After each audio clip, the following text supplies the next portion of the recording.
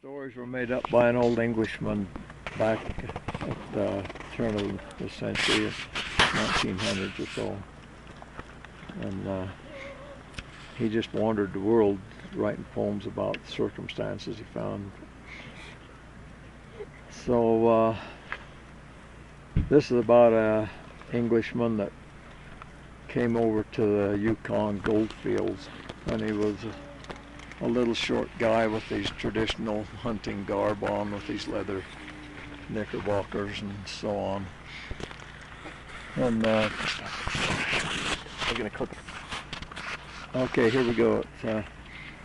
To Dawson Town came Sir Major Percy Brown from London on the Thames. A pane of glass was in his eye and stockings on his stems. Upon the shoulder of his coat a leather pad he wore to rest his deadly rifle when it wasn't seeking gore. The which it must have often been, for Sir Major Percy Brown, according to his story, was a hunter of renown, who in the Murrumbidgee wilds had stalked a kangaroo and killed the cassowary on the plains of Timbuktu. And now the Arctic fox he meant to follow to its lair, and it was also his intent to bag the Arctic hare. Which facts concerning Major Brown I merely tell because I fain would have you know him for the Nimrod that he was. Now Skipper Gray and Deacon White were sitting in the shack, sampling of the whiskey that pertained to Sheriff Black. Said Skipper Gray, I want to say a word about this Brown. Piker sticking out his chest as if he owned the town. Said Sheriff Black, he has no lack of refrigerated cheek. He called himself a sourdough when he had just been here a week. Says Deacon White, methinks you're right, and so I have a plan, by which I have to prove tonight the mettle of the man. Just meet me where the hooch bird sings, and though our ways be rude, tonight we'll make a proper sourdough of this Piccadilly dude. Within the Malamute saloon were gathered all the gang. The fun was fast and furious, and loud the hooch birds sang. In fact, the night's hilarity had almost reached its crown, when into its storm center breezed the gallant Major Brown. And at the apparition, with its glass eye and +4s, from 50 alcoholic throats resounded 50 roars, with shouts of stark amazement and whoops of sheer delight. They surged round the stranger, and the first was Deacon White. We welcome you, he cried aloud, to this the great white land. The Arctic Brotherhood is proud to grip you by the hand. Yea, sportsmen of the bulldog breed from trails of far away, to Yukoners this is indeed a memorable day. Our jubilation to express vocabularies fail. Boys hail the great Chechako, and the boys responded, hail. And now continued Deacon White to blushing Major Brown, behold assembled the elite and cream of Dawson Town. And one ambition fills their hearts and makes their bosoms glow. They wish to make you, honored sir, a bona fide sourdough. The same, some say, is one who's seen the Yukon ice go out. But these profound authorities, sir, that definition doubt. And as to the general notion of this meeting, Major Brown, a sourdough is a guy who drinks the iceworm cocktail down. By gad, responded Major Brown, that's rippin', don't you know. I've always felt I'd like to be a certified sourdough. And though I haven't any doubt your winter's awfully nice, Mayfair, I fear, may miss me ere the break-up of your ice. And though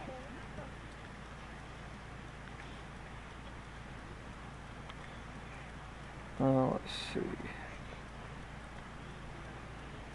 Know what a cocktail is, but what's a nice one, please?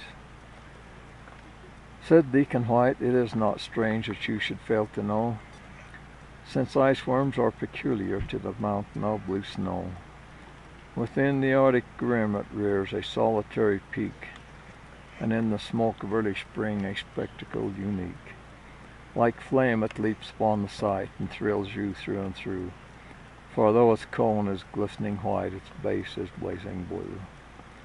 And yet all is clear as you draw near, but coyly peeking out are hosts and hosts of tiny worms, each indigo of snout.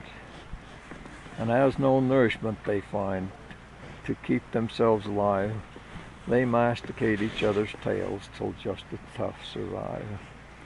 Yet on this stern and Spartan fare so readily they grow, that some attain 6 inches by the melting of the snow.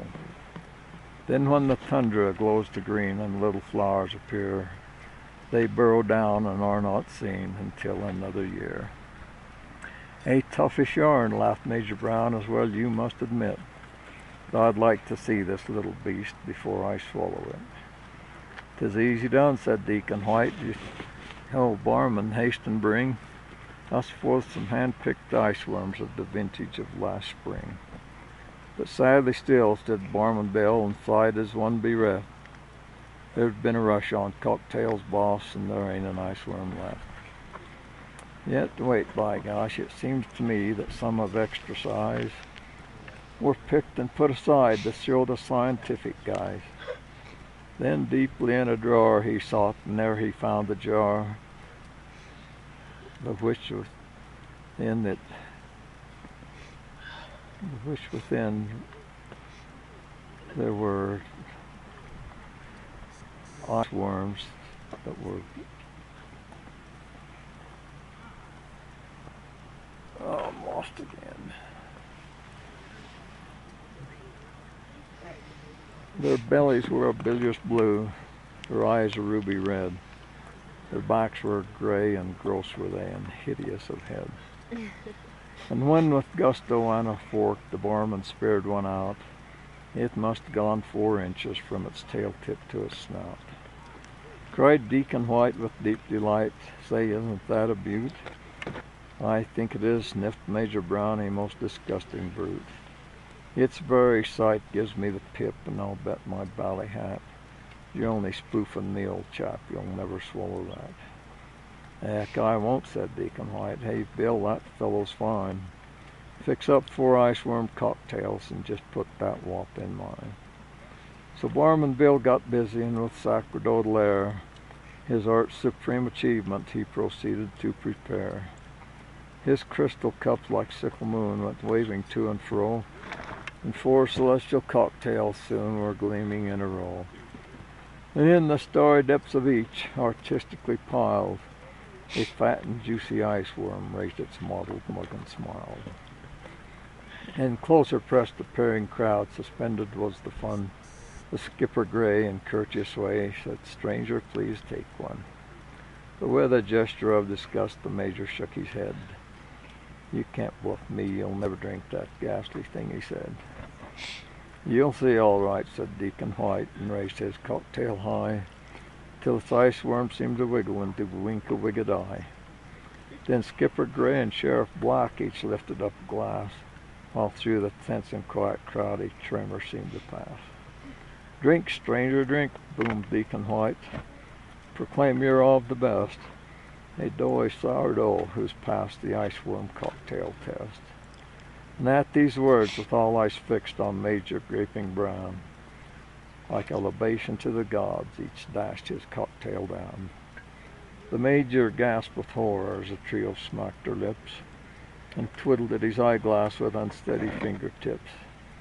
Into his starry cocktail with a look of woe he peered, and its ice worm to his thinking most incontentedly leered. Yet on him were 100 eyes, though no one spoke aloud, for hushed with expectation was the waiting, watching crowd.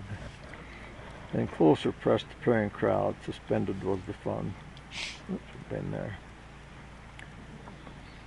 On him were 100 eyes, though no one spoke aloud.